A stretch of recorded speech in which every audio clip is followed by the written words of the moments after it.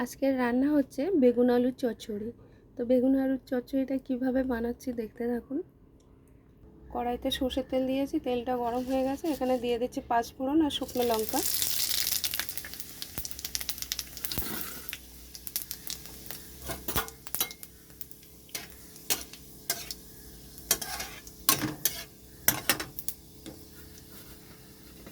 পাঁচ ফোড়ন আর লঙ্কাটা হয়ে গেছে, এখানে দিয়ে দিচ্ছি পেঁয়াজ।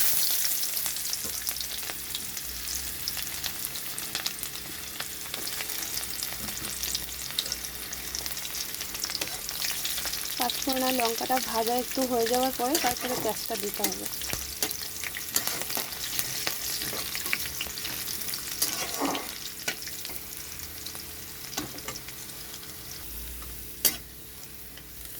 এখানে পেঁয়াজটা ভাজা হয়ে গেছে,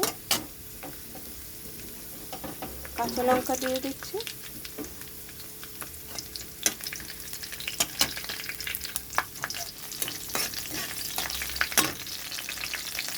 এখানে দিয়ে দিচ্ছি বেগুন আলু।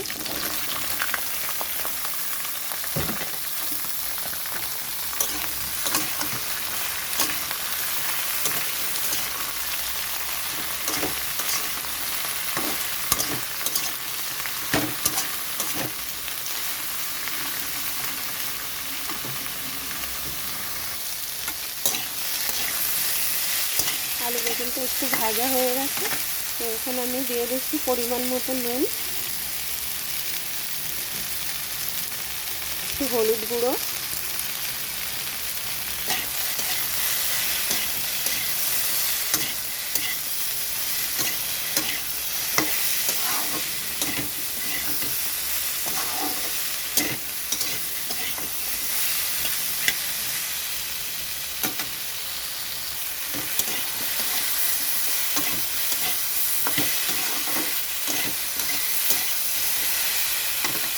তো এখানে আমি খুব অল্প পরিমাণে জল দিয়ে দিচ্ছি।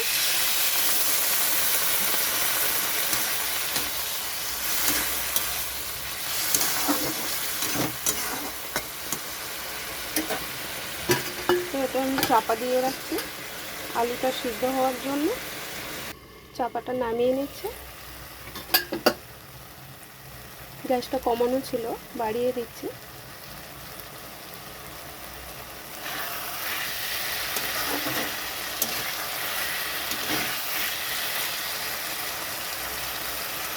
তো আলু সিদ্ধ হয়ে গেছে।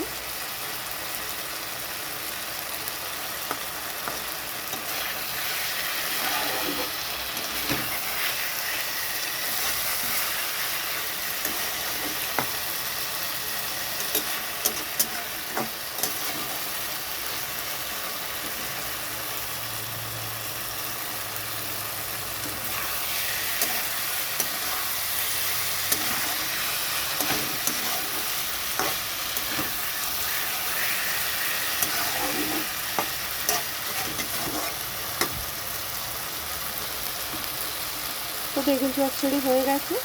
আপনারা চাইলে এর মধ্যে ধনেপাতা দিতে পারেন, এখানে আমি ধনেপাতা দিচ্ছি না।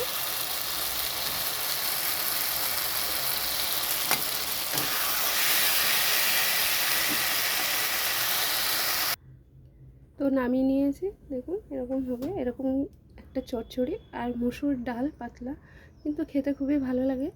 এরকমভাবে আপনারা বাড়িতে বানিয়ে দেখুন। আর খুব ভালো লাগলে একটু লাইক করুন।